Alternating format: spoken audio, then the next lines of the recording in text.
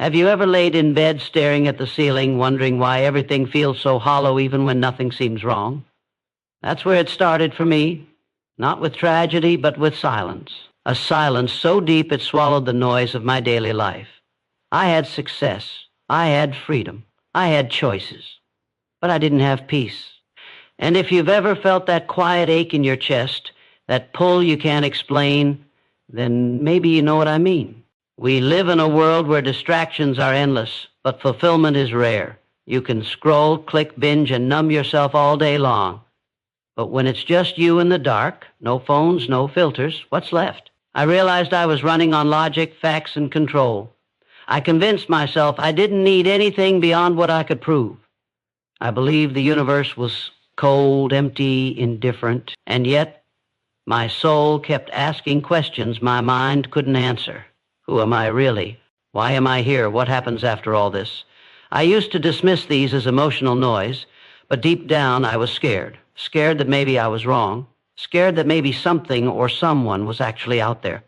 That fear wasn't weakness. It was honesty. And honesty is where everything began to change. When you stop pretending you have it all figured out, you make space for truth, real truth, the kind that doesn't shout but whispers, the kind that doesn't demand but waits. And in that space, I began to feel something I hadn't felt in years. Hunger. Not physical hunger, a spiritual one. A craving to belong, to be known, to be loved without conditions. And no matter how far I searched, nothing satisfied it. Not approval, not achievement, not independence, nothing. That's when the silence became unbearable. Not because it was empty, but because it wasn't. It was full of something I couldn't explain, like someone was waiting, watching, reaching.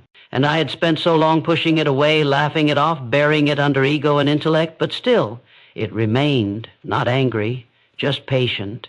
I started to question everything I once held sacred. What if I was never alone? Or what if the ache in my heart wasn't proof that God didn't exist, but that he was closer than I ever knew? You don't have to be religious to feel what I'm saying. You just have to be honest. Honest about your pain, honest about your emptiness, honest about how tired you are of carrying the weight of your life alone. Because when you finally admit it, that you're not enough by yourself, that's when something incredible happens. The silence begins to speak. And the deeper you listen, the more you feel it, a pull towards something higher, something holy. Stay with me, because what comes next is not judgment. It's not fear. It's not shame. It's hope. Real, raw, undeniable hope. And if you've been searching for something more, something eternal, then you're not here by accident. Keep listening. This could be the beginning of everything. We are told to be strong, to stand on our own, to build walls, not bridges. And for a while, that kind of strength works. You push forward, you grind, you survive. But deep down, there's a quiet truth we all avoid. Independence doesn't always mean freedom. Sometimes it means isolation. Sometimes it means carrying burdens too heavy for one heart to bear. We pretend we don't need help, don't need guidance, don't need anything beyond what we can hold in our hands. But that's not courage. That's fear wearing a mask. I lived like that. Maybe you have too. Proud of not needing anyone, proud of standing alone. But when the weight hits, when the silence gets louder, when life doesn't go your way, what then? Who do you turn to when you've convinced yourself there's no one to turn to? You can't pray to a God you don't believe in. You can't find peace in something you've sworn doesn't exist. And yet there's this ache, this unshakable sense that maybe you've been wrong about what strength really is. Real strength begins with surrender. It begins with admitting that your own power has limits, that you don't have all the answers, that your soul needs more than logic and control to thrive. And that's not weakness, that's wisdom. There is nothing weak about falling to your knees when the ground beneath you starts to break. There is nothing weak about asking for help. There is nothing weak about admitting you can't do life alone anymore. The lie of self-sufficiency is seductive. It tells you that you're enough, that you can fix it all, that you can climb any mountain without anyone by your side. But it's just that, a lie. Because no matter how hard you try, you will come face to face with a moment that strips you bare, a moment that shows you how human you are, how fragile, how small. And in that moment, you will either break or open. When you open, everything changes. You begin to see that faith isn't foolish, it's necessary. That belief isn't a crutch, it's a compass. That admitting your need for God isn't weakness, it's power. Because the moment you step out of your ego, the moment you lay down your pride, is the moment you step into something greater than yourself. That's when healing begins. That's when direction comes. That's when you stop surviving and start living. The truth is, you were never meant to carry this alone. You were never designed to be your own God, and you don't have to keep pretending anymore. There is a greater strength waiting for you, not in control, but in surrender, not in pretending, but in honesty. And the sooner you stop running from that truth, the sooner your soul can breathe again. Keep going. You're closer than you think. This path leads somewhere real, somewhere safe, somewhere holy. There comes a point when the illusion of control begins to fall apart. You try to hold everything together, your plans, your image, your confidence, but life doesn't always obey your rules. Things slip. People leave. Dreams crash. And suddenly, everything you thought you could manage feels like sand slipping through your fingers. That's when the fear hits. Not the kind that shouts, but the kind that whispers. What if you're not in control? What if you never were? That question isn't meant to paralyze you. It's meant to free you. Because the truth is, control is fragile. It gives the illusion of safety, but it can't protect you from the storms that break without warning. It can't explain why people suffer. It can't promise tomorrow. And yet we cling to it, terrified of what surrender might mean. But here's the shift. When you release your grip, you begin to receive. When you stop forcing life to bend to your will, you allow a higher will to carry you.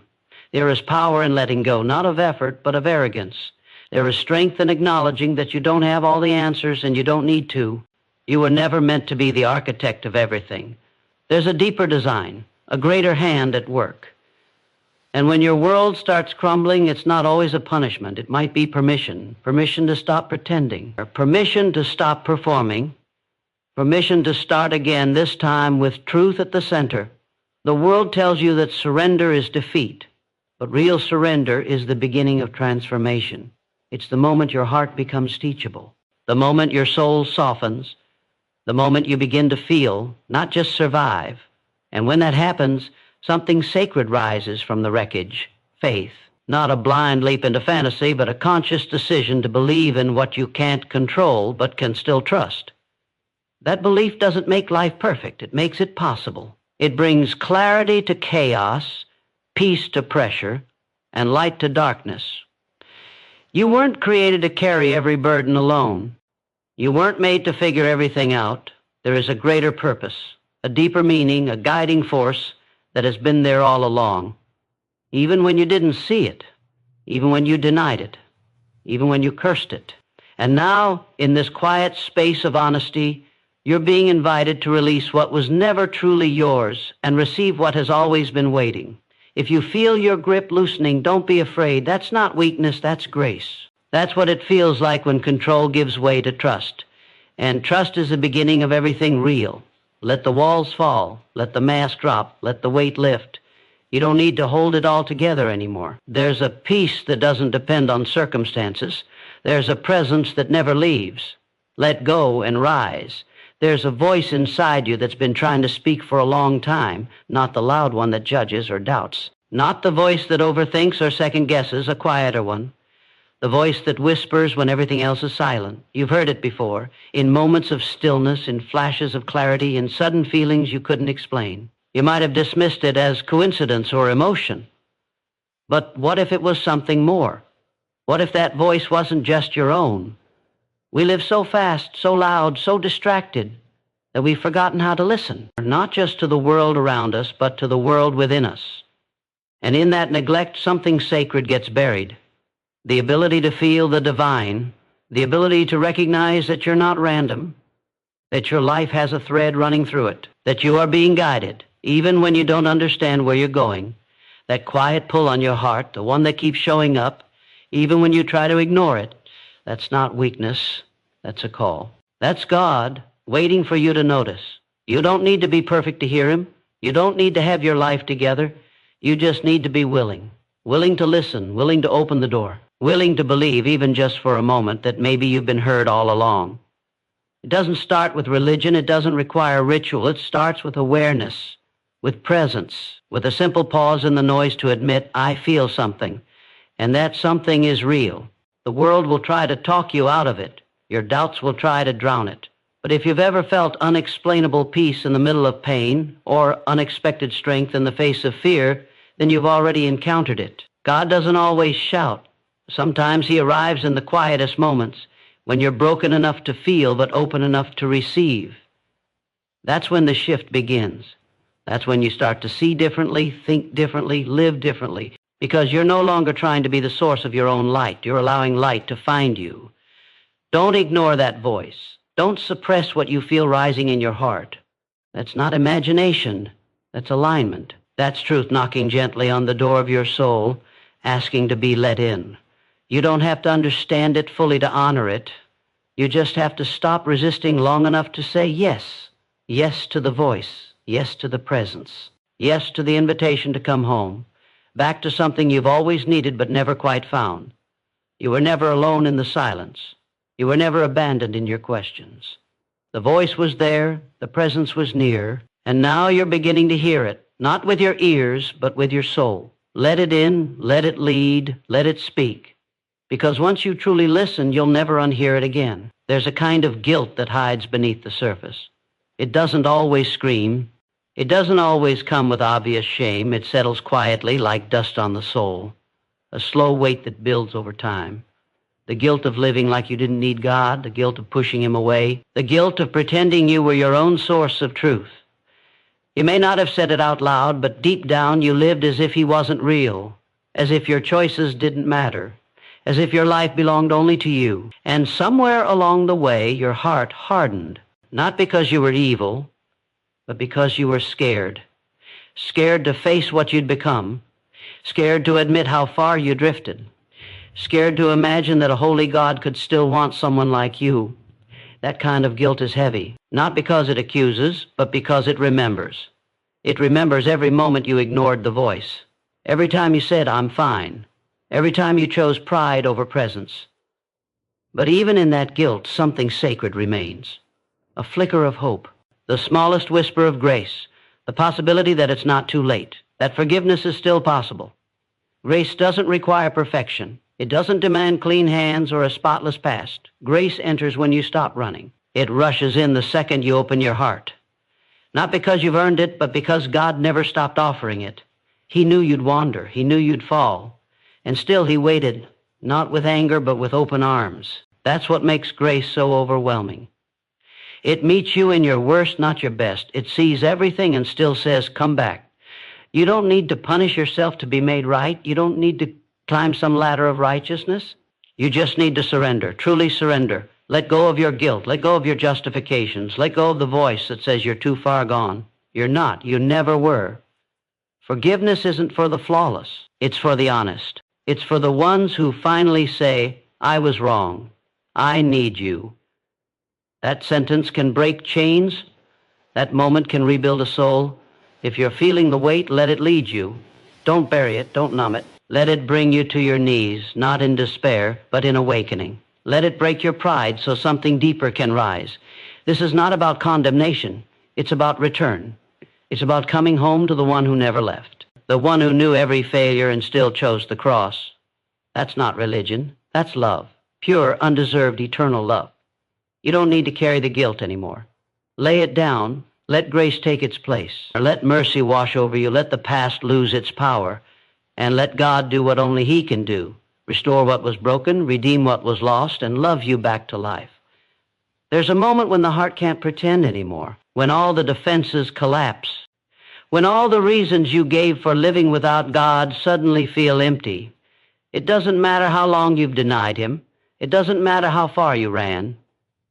That moment comes like a flood, quiet, heavy, final, and in that moment you know, not in your mind, but in your soul, you know it's time. Time to stop resisting. Time to surrender. Surrender isn't about weakness. It's about truth. It's about finally standing in front of yourself and admitting, I can't keep doing this on my own. It's about dropping every excuse, every argument, every mask, and letting your soul be seen. It's not about religion. It's about connection, the kind you were made for, the kind that doesn't fade, the kind that holds you even when you fall apart. This is the moment when you look up and whisper something real, something raw. God, I need you. Those 4 words can change everything. That whisper is not small. It's not powerless. It is the beginning of freedom. Because when you say it, the wall breaks, the distance closes, you are no longer hiding, you are no longer running, you are finally home. Surrender doesn't require eloquence. You don't need perfect words, you don't need to know how to pray, you just need to mean it, you just need to be willing to open the door. And when you do, what enters is not judgment. What enters is peace. A kind of peace that doesn't depend on your circumstances. A kind of peace that can sit with your pain and still whisper hope. This isn't about fixing everything overnight. This is about starting again with God at the center. Starting again with grace, not guilt, with love, not fear, with humility, not shame. The day you surrender is the day you start living from a new foundation, one built on truth, one built on purpose, one that cannot be shaken. The past no longer defines you. The doubt no longer controls you. You are no longer a prisoner to your old self.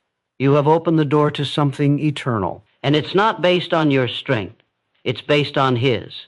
He never asked you to have it all figured out.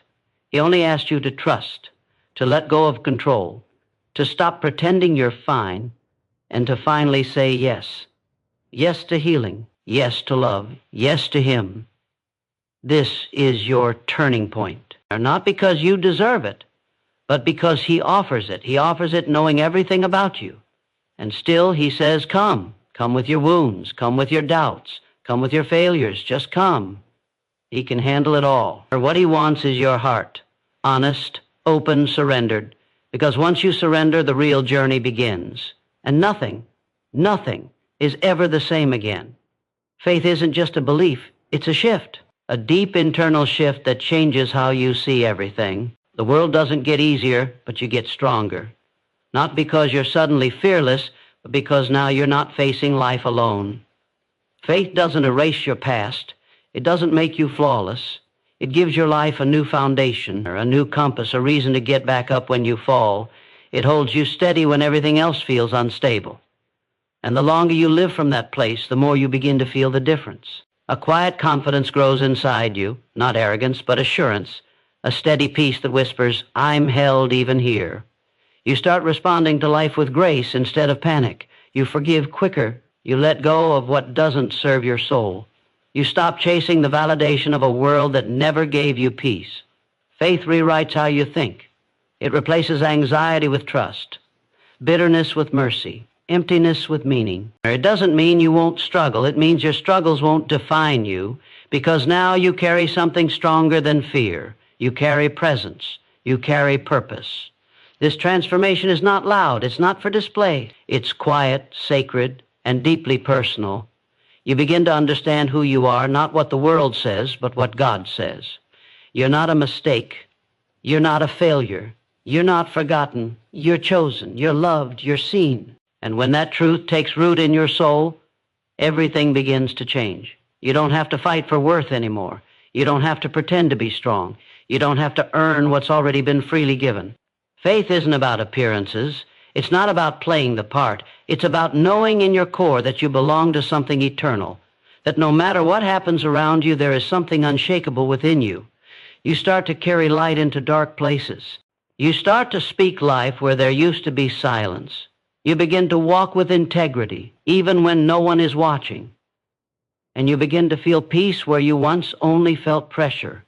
This isn't just a new mindset, it's a new way of being. You become more patient, more grounded, more compassionate, not because you're trying harder, but because God is now living in the places where your pain used to rule.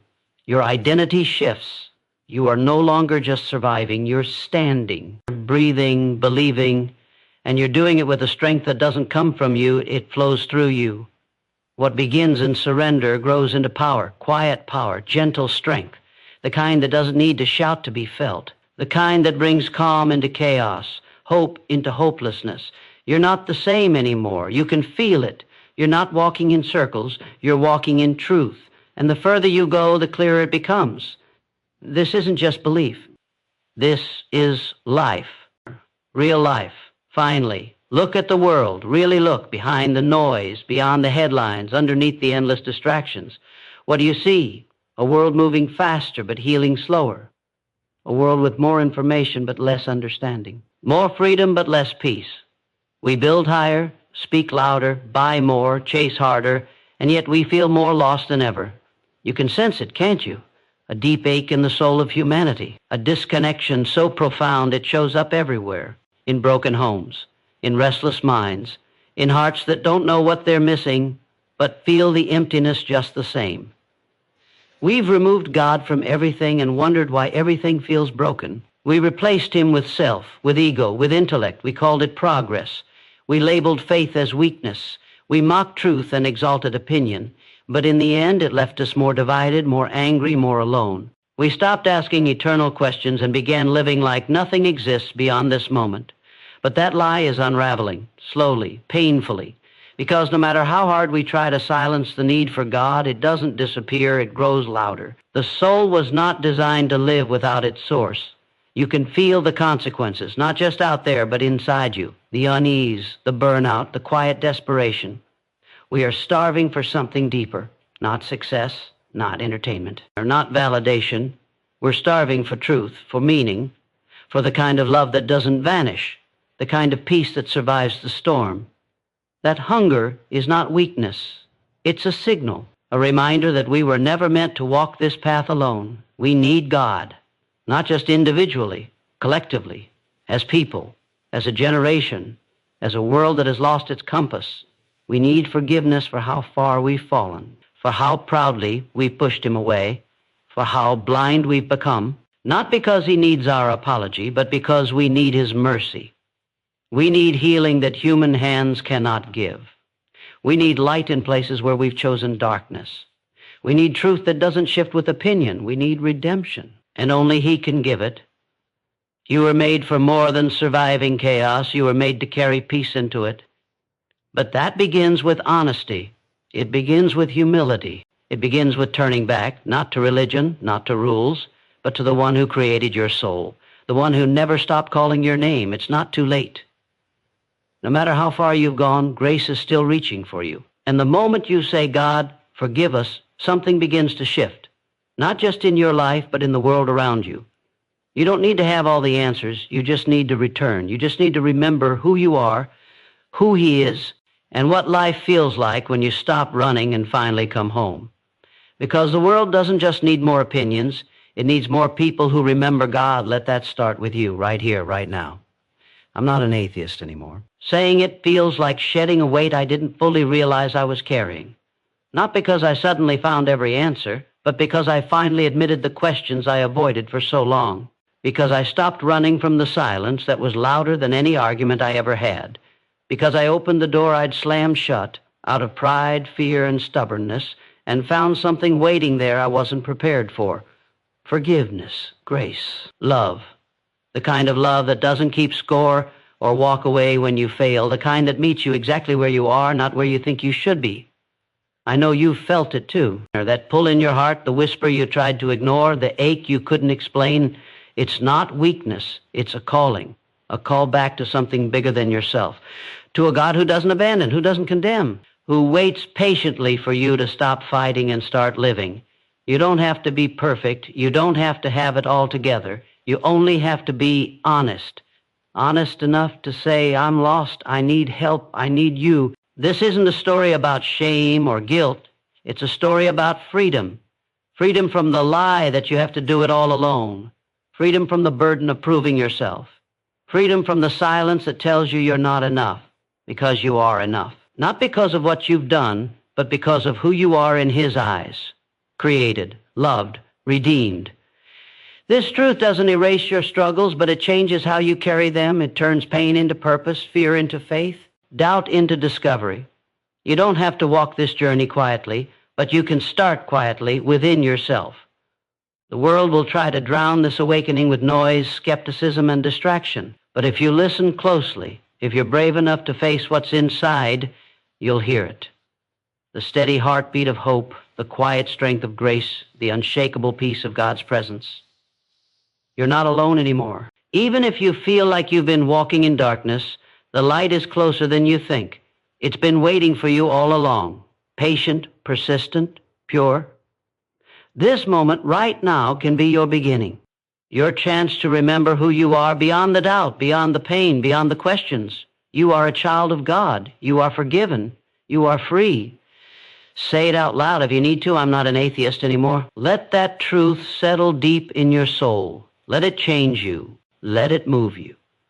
Because this is not just a statement. It's a declaration of transformation, a promise that no matter where you've been, no matter what you've believed, there is a God who forgives, a God who loves, a God who waits for you to come home. You're ready. You're invited. And you are never too far gone. This is your new beginning.